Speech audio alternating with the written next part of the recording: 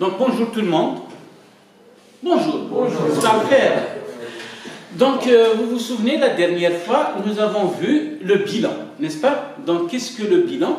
Le bilan, nous avons dit, il décrit la situation de l'entreprise à un moment donné, n'est-ce pas? Donc nous avons d'une part, à gauche ou bien à l'actif, ça décrit ce que nous avons, n'est-ce pas? Et de l'autre côté, c'est-à-dire du passif ou bien à droite, nous avons, si vous voulez, nous décrivons l'origine de ce que nous avons, n'est-ce pas? Donc l'origine de ce que nous avons, c'est quoi? C'est d'une part les capitaux propres, ce qui nous appartient à nous, aux propriétaires de l'entreprise, et d'autre part, nous avons ce que nous devons aux autres, aux tiers. C'est ce qu'on appelle les passifs. Vous vous souvenez?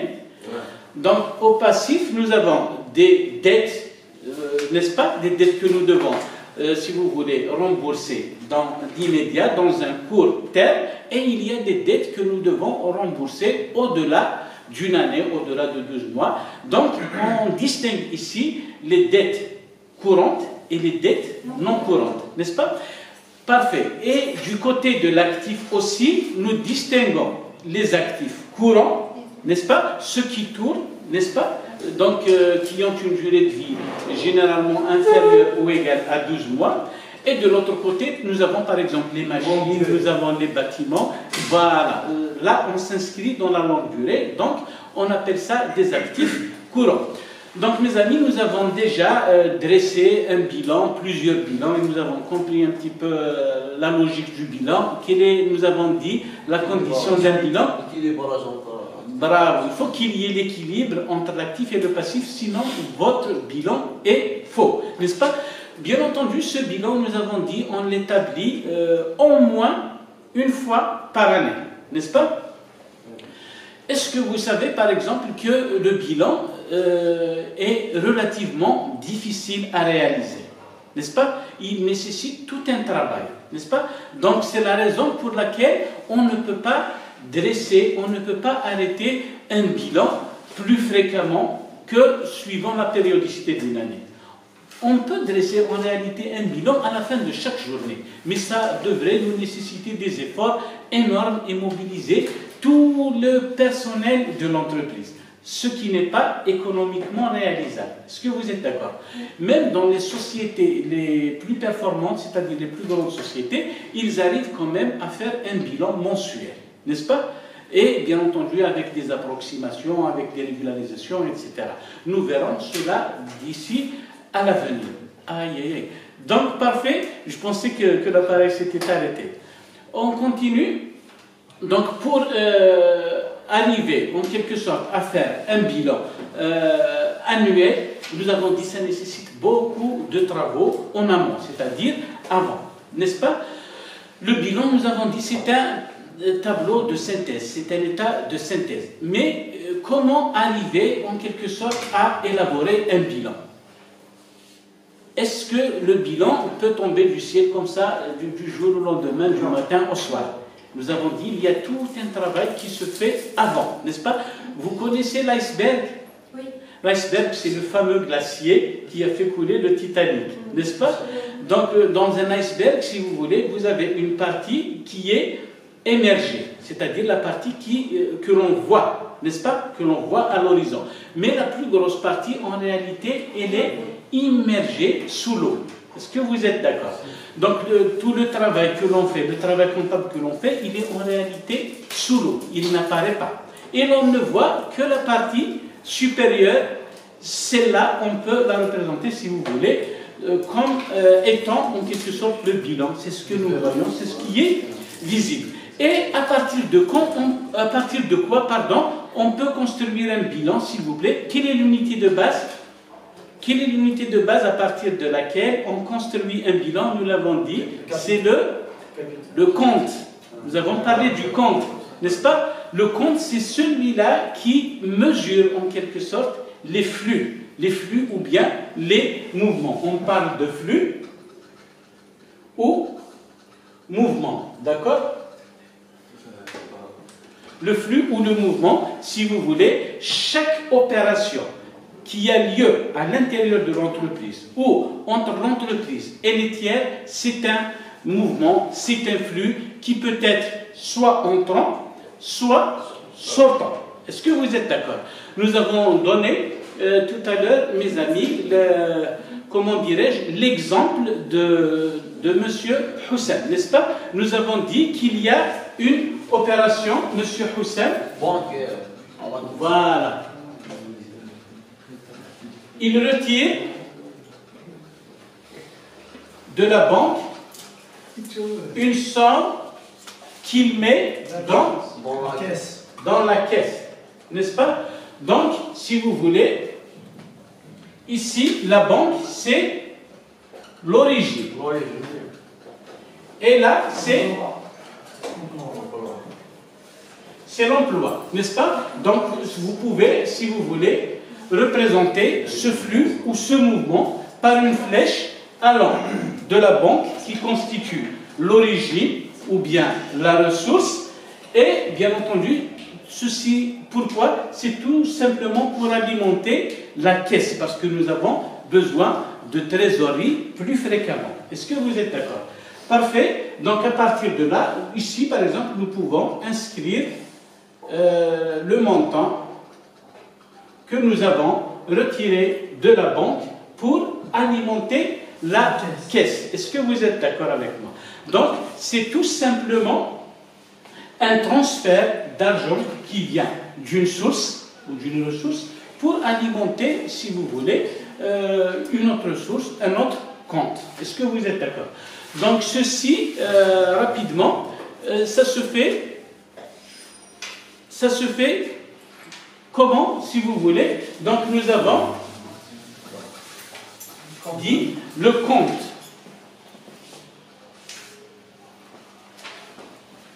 D'accord? Donc, le compte, si vous voulez, c'est l'unité de base qui mesure les flux, qui mesure les arrivées ou bien les sorties. Ça peut être de l'argent, ça peut être des stocks, ça peut être autre chose. Est-ce que vous êtes d'accord? Donc, pour représenter un compte, n'est-ce pas, on procède toujours d'une manière, elle est assez classique, d'accord?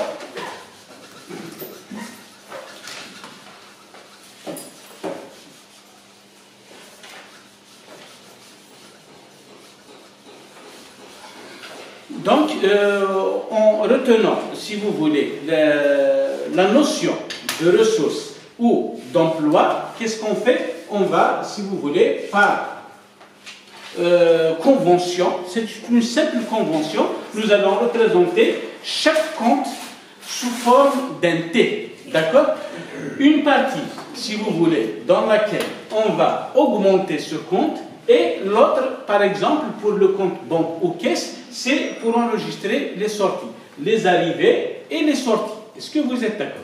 Donc, comment se fait, en quelque sorte, comment se présente le compte? On appelle ça un compte schématique. En réalité, il y a une autre présentation beaucoup plus élaborée, en 6 colonnes, mais nous préférons travailler avec le compte en T, ça s'appelle le compte schématique. On va écrire ici banque. Est-ce que vous êtes d'accord? Et là, on va représenter également le compte caisse. Est-ce que vous êtes d'accord? Donc, par convention également, nous allons représenter, si vous voulez, les comptes là sous forme de ressources et d'emploi. Est-ce que vous vous souvenez de cela? D'accord? Donc, nous avons, par exemple, ici, au départ, 56 000. D'accord? Nous avons 56 000 dans la banque. Est-ce que vous êtes d'accord? Donc, ici, on appelle cette partie débit et on appelle cette partie crédit. Il s'agit d'une simple convention, mes amis. D'accord? Il faut retenir ces mots et nous allons voir dans un moment les conséquences. Pour la caisse, c'est également débit à gauche et crédit à droite. Est-ce que vous êtes d'accord? Là, il s'agit, bien entendu, de deux comptes qui se situent à l'actif du bilan. D'accord? Donc, à un moment donné, nous avons 56 000 de la banque. Nous avons besoin de cet argent dans la caisse parce que nous effectuons des opérations courantes dans la caisse, par exemple. Donc, qu'est-ce qu'on va faire? Monsieur Hussein, il va, en quelque sorte, faire sortir. Il va, en quelque sorte, n'est-ce pas? Il va faire sortir cet argent de la banque pour le transférer à la caisse. Est-ce que vous êtes d'accord? Donc, ici, il doit y avoir une ressource, n'est-ce pas? Ou bien l'origine.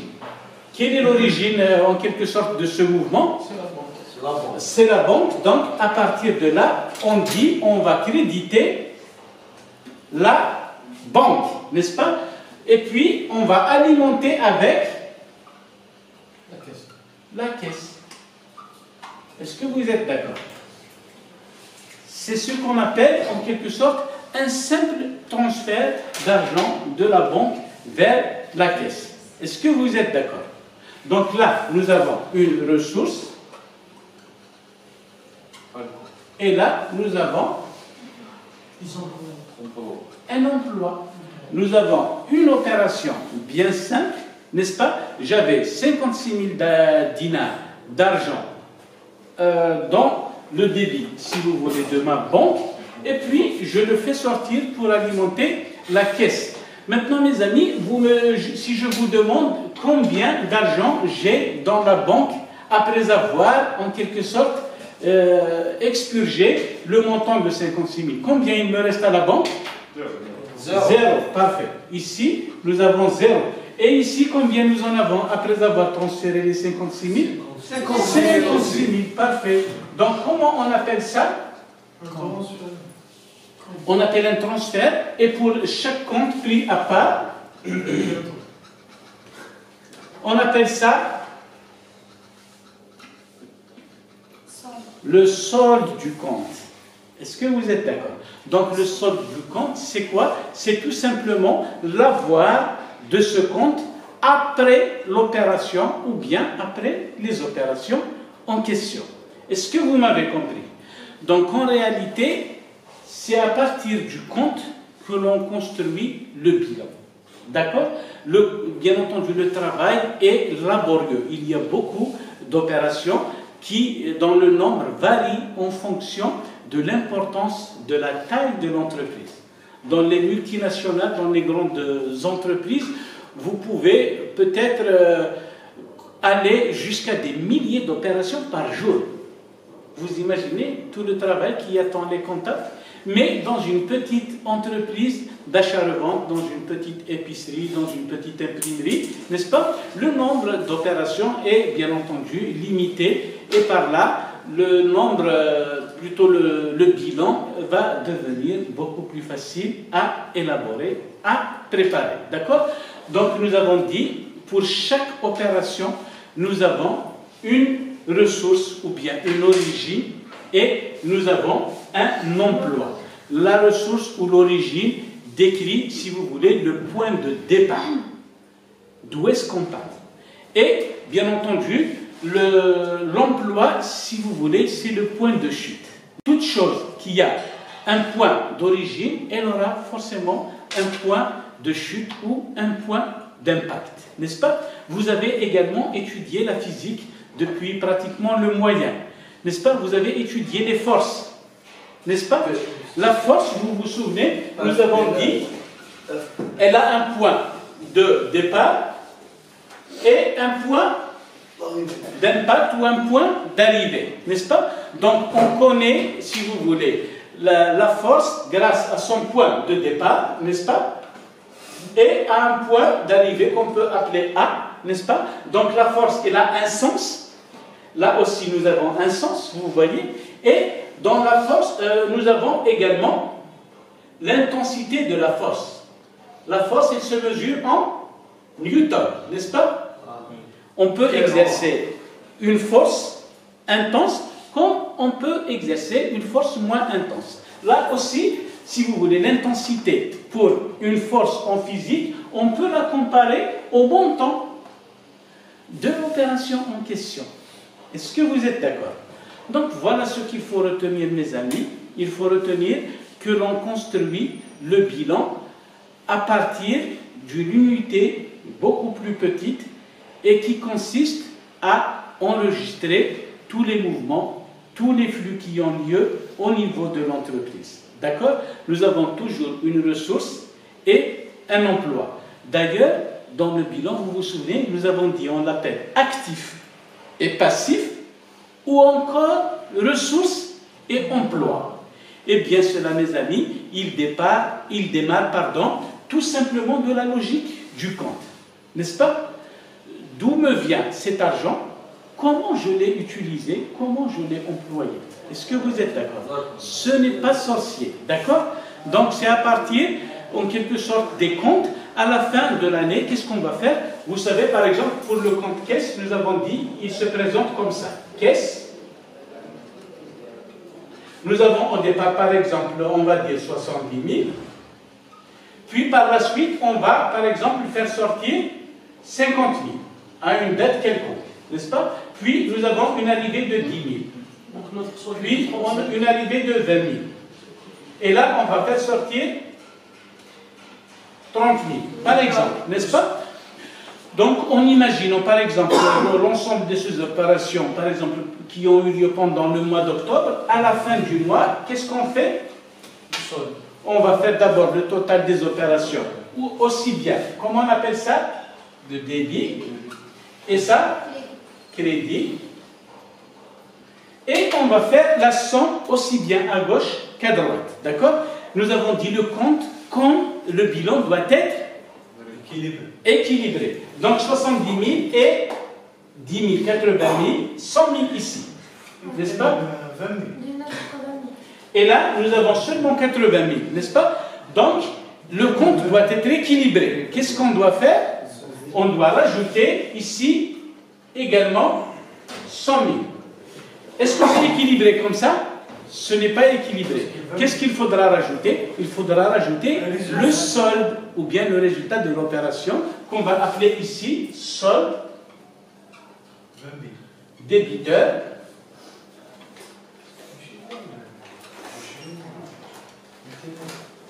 N'est-ce pas? On l'appelle solde débiteur, mes amis, parce qu'il vient compenser le crédit. N'est-ce pas? Il vient compenser le crédit qui est plus faible. C'est tout à fait normal. C'est un petit peu l'histoire de la balance. N'est-ce pas? D'ailleurs, la balance, nous avons dit, en latin, ça veut dire tout simplement peser. N'est-ce pas? Donc, on comprend aisément. Le solde débiteur, mes amis, il doit se situer au crédit, donc pour équilibrer. Et si c'était un compte, par exemple, autre, un compte banque, par exemple, qui viendrait dans le sens contraire, si le solde était créditeur, il se situerait du côté du débit. Est-ce que vous êtes d'accord? C'est tout simplement le principe le plus connu en comptabilité qui s'appelle le principe de la partie double. Que veut dire ce principe, mes amis? À chaque fois qu'on mouvemente un compte, un autre doit être mouvementé. Est-ce que ces deux comptes vont être mouvementés dans le même sens ou dans un sens contraire? Ici, nous avons crédité. Mais là, nous avons débité. Donc, forcément, si on débite un compte, on doit créditer un autre. Et si on crédite un compte, on doit débiter un autre. N'est-ce pas? C'est un petit peu l'histoire du miroir, n'est-ce pas? Vous savez, par exemple, certains, ils ont par exemple un grain de beauté, par exemple, sur la joue droite. En se regardant, par exemple, dans un miroir, est-ce que vous savez que ça va apparaître sur le côté gauche? D'accord? Parfait. Non, ce n'est pas vraiment grave. D'accord? Est-ce que vous m'avez compris, mes amis? Est-ce que vous avez retenu le principe de la partie double? Le principe de la partie double vous dit qu'à chaque fois que vous débitez un compte, vous devez créditer un autre. Et à la condition qu'il faudrait que ce soit le même montant qui soit inscrit au débit et au crédit, ou bien vice-versa. C'est le principe de la partie double et c'est le principe de l'équilibre. Est-ce que vous avez compris l'essentiel de ce que nous venons de dire aujourd'hui? Oui. Est-ce que c'est votre dernier mot? Oui. Parfait. Donc nous allons passer maintenant à d'autres explications et si nécessaire, on va faire peut-être d'autres enregistrements. Je vous remercie pour votre écoute.